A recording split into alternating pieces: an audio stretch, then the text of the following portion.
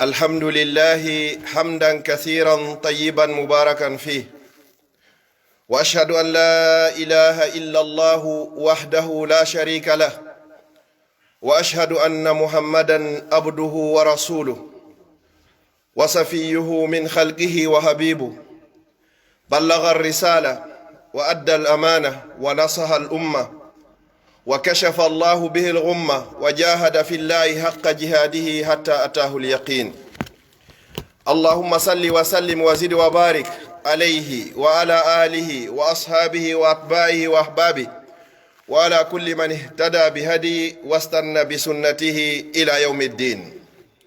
يا أيها الذين آمنوا اتقوا الله حق تقاته ولا تموتن إلا وأنتم مسلمون. يا أيها الناس اتقوا ربكم الذي خلقكم من نفس واحدة وخلق منها زوجها وبث منهما رجالا كثيرا ونساء، واتقوا الله الذي تساءلون به والأرحام إن الله كان عليكم رقيبا.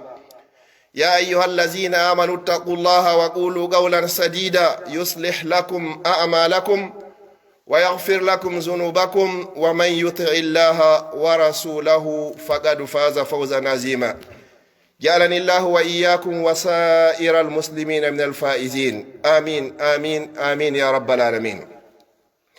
أما بعد، فيا أحباب رسول الله صلى الله عليه وسلم، فإن كلمتي مع حضراتكم في هذه الدقائق المعدودة سوف يدور حول 3 ابتلاءات تصيب الإنسان يوميا، ولكن الإنسان لا يلقي لها بالا ولا يلتفت إليها ولا يتفكر فيها.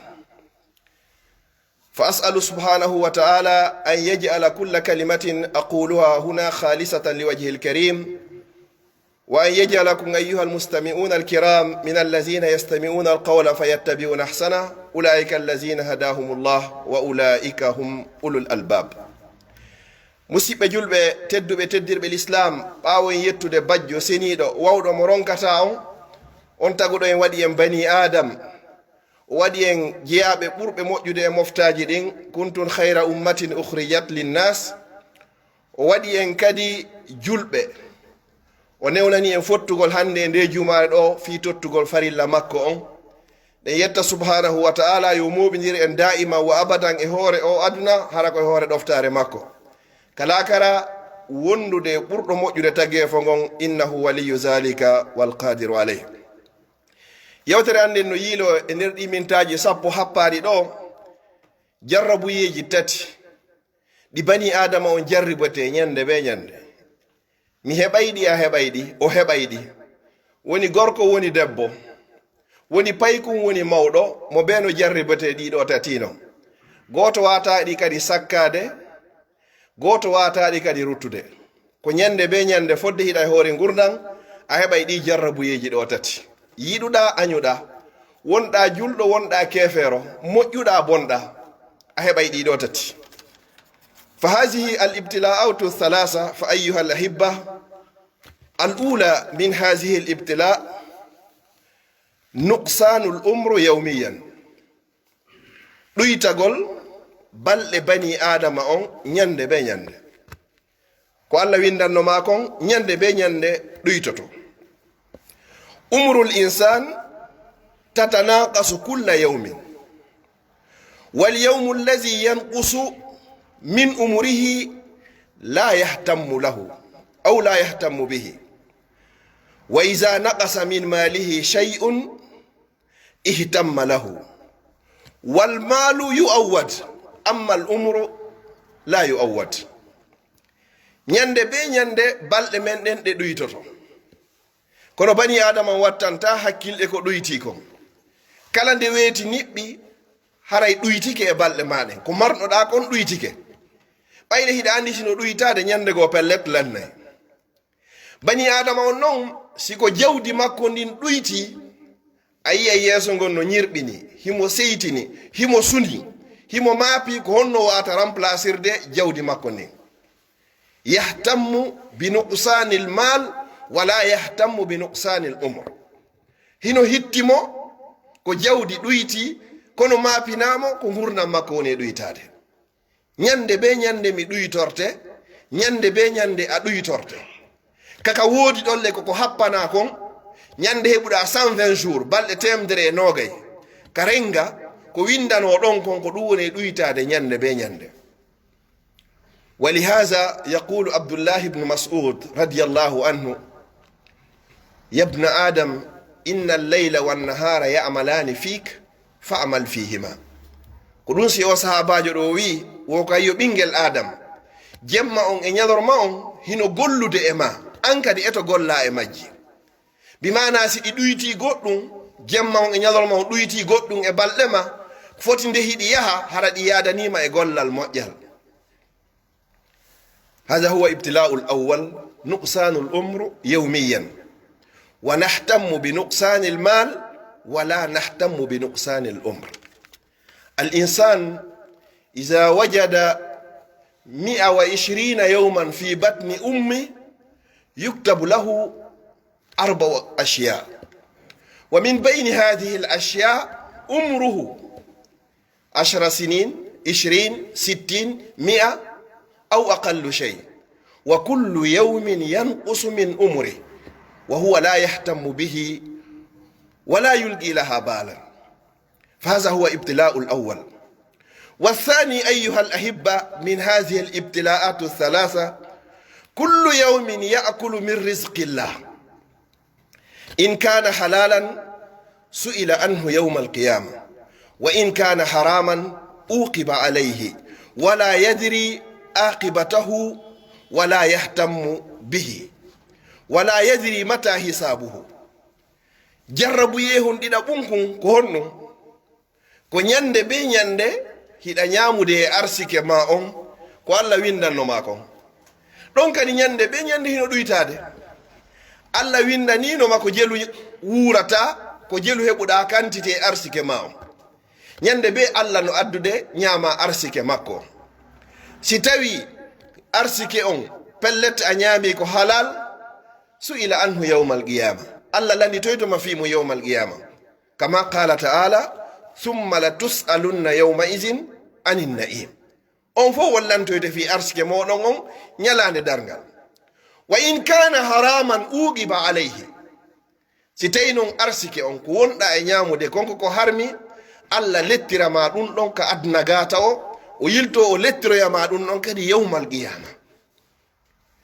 ولهذا يقول النبي صلى الله عليه وسلم: لن تزول قدم عبد يوم القيامة حتى يسأل عن 4: عن عمره فيما أفناه، وعن شبابه فيما أبلاه، وعن علمه ماذا عمل به، وعن ماله من أين اكتسب وفيما أنفقه. قدوس صلى الله عليه وسلم بماكي وغوتو ميدن تبري مودun tawtoytande e yawmal qiyama hatuma nde o landa fi piiji nayi no tawa e muɗum gurdam maɗan fof koye honɗum ɗan feƴƴi, cuka yagal ma ngal koye honɗum ɗan ngal yeebi, gandal ko Allah okkunoma kon kadi ko honno gollitirɗa ngal, ko hollugol hiɗa jangi ka asalino ngal jonnide yimɓe ɓen. ɗum ɗo fof ka be ko landal gotal gotal. amma an malihi, amma jawdi mani noon min ayna iktasabahu, ko honto heɓuɗandi, ko honno heɓirɗandi. wa fima anfaqa, ko honto kadi dépensoɗandi, ko honno dépensirɗandi. ɗon no jogii lande ɗiɗi muusuɗe sattuɗe. sa heɓirino dagori kono a dépensiri no harmiri ko lette wodama, sa heɓiri kadi no harmiri ko lette wodamma, hay sa dépensoyi noon kadi ka dagi. ko ɗum no ɓuri e hulɓinade fi jawdi ndin. inna allaha tayyibun la yaqbalu illa tayyiba. Allah ko laaɓuɗo pos, o jaɓata kadi sina ko laaɓi kon puyi kadi. si laaɓi o jaɓi, si laaɓari o jonniti on tigi. yo Allah dannu en golle men jonnito yeede yawmal qiyama. fa ayyuha al ahibba, amma al ibtila'u althalith wal akhir fi kulli yawmin ayyuha al ahibba nabta'idu anil dunya wa nataqarrabu anil akhirah, kama qal: wa kullu yawmin yadnu al insanu min al akhirah qadran wa yabtaidu ani dunya qadran. wa raghma dhalika kullu la yahtammu bil akhirati al baqiya biqadri ihtimamihi bid dunya al faniya wala yadri hal masiruhu ila al jannati al aliya am ila an nari al hawiya. bani adama on tan munnum e jarrabuye ko wonɗen jarrabede ñande be ñande ko ñande weeti o hiɗen woɗɗitade aduna ɓadoyeɗen laakara, ɗe woɗɗitade cuuɗi ɗin e otoje ɗen e rewɓe ɓen e ɓiɓɓe ɓen e jawdi ndin e jaahu on e cellal ngal ɓadoyeɗen gaburu meɗen on. ñande weeti o andu a ɓadike gaburu ma o, ñande niɓɓi o andu a ɓadike gaburu ma o. ko honto woɗɗitiɗa ko danki ma fotu kikin, otowal ma ɓuɓugal ngal, duplex ma labaɗo on, conki ma yoɗuɗi ɗin e basenji ɗin ko ɗin woɗɗitiɗa. conki ɗin a woɗɗitike ɗi a ɓadike kasange, suudu ndun a woɗɗitike ndi a ɓadike gaburu ma on, otowal ngal e jawdi ndin a woɗɗitike ɗum fo a ɓadike niwre gaburu e lette gaburu e kala ko woni e nder gaburu e sonjaji. ɗum ɗo mi wawata yiltude, a wawata yiltude. na e juuɗe a woni, an kadi wona e juuɗe ma woni. ɓeyni wo ɗum ɗo fo noon hiɗen andi ɗum ɗo, kono pelleti en ƴettari programme ji meɗin waɗɗen fi lakara albaqiya luttowo on. en ƴetti programme ji meɗin fof en waɗi addunya alfaniya wo fi adna lannowo. kala mo yiɗa no waɗa programme ji ɗin ko honno o wuurirta. objectif on fof kono mi wuuru tun ko be mi wuura. objectif on ala ton ko honno mi mayirta. e hille no tawa e mandeji dargal to sokiji ɗin almawtul foca ko wiyete ko mayde juhayde, hara maayay tu yanay tu maaya ɗon hara tigiti on nawnata hay e hunde. ko ɗum woni ko fewndi fewn ɗo. kaari hanki ko menen heeridi, ko menen juulidi, ko menen ñallidi ka marché, ko menen yaaduno golle, ko menen iwdi ka ngesa, ko menen hirtodi. weeti bim ɓeyni kaari maayi ngalɗi nawon tigi ha na ngalɗingol ma hari kanko o ɓadike laakara on ha o hewti jaka, kono ɓayi a anda ko ñelu lutti. arsike makko on o ñaamino ha lanni, goɗɗo kadi o mayata hara arsike makko on no lutti. wo ɗum ɗo noon ko honum haɗi wattanen hakkil gollanen laakara luttay ɗo on al akhiratul baqiya tertoɗen addunya al faniya. wo goto e meɗen kadi andari ɗum ɗo fof hal masiruhu ila al jannati al aliya, ene ruttorde makko nen battane makko on ko aljanna towuɗo on, aw ila nari al hawiya, kako e nge yiite muusuge hara ko ngeɗo woni ruttorde makko nen. nen toro Allah subhanahu wa ta'ala an yarzuqana bi husnal khatima. aqulu qawli hadha wa astaghfirullah li wa lakum fastaghfiruhu innahu huwal ghafurur rahim.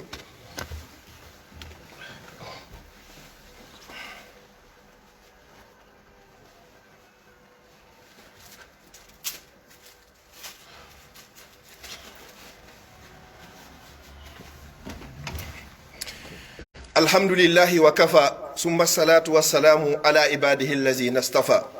alhamdulillahi ala ni'mati al-islam wa kafa biha min ni'ma. alhamdulillahi allazi an'ama alayna bi ni'mati al-islam wa kafa biha min ni'ma. musidɓe julɓe tedduɓe, ɓawon yettude Allah subhanahu wa ta'ala yettande ɗiɗaɓere nden en yetti Allah neminirɗo en ko wiyete l'islam. bani adama so weeti o tawi ko o julɗo yo andu nemaji ɗin foppo hara himo jogi.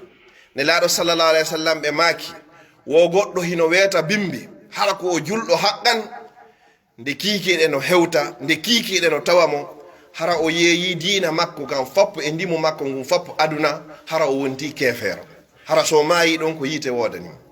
bani adama no hiira kiikiiɗe kadi hara ko o julɗo nde weeta bimbi o wonti keefeero, ma kiikiiɗe ko keefeero nde weeta bimbi hara o wonti julɗo. en toro Allah subhanahu wa ta'ala yo Allah arsiku en ko wiyete kon battane moƴƴo. musidɓe julɓe tedduɓe, na gollugol ngol ko ñande wonki kin yalti e ɓandu bani adama on koye hoore honɗum ko yalti, ko ɗum ɗon woni ko ɗaɓɓa kon. ko ɗum ɗon ñande inna kaari timmi, ñande inna kaari maayi, koye hoore honɗum woni ko o maayi, ko ɗum ɗon woni ko Allah subhanahu wa ta'ala woni ko haton jini. si tawi goɗɗo himo ndaara balon, si arbitre on sifli fuɗɗama jouede, woɓɓe ko ala première minute e yata ɓe marka, ɗum holla o gañike.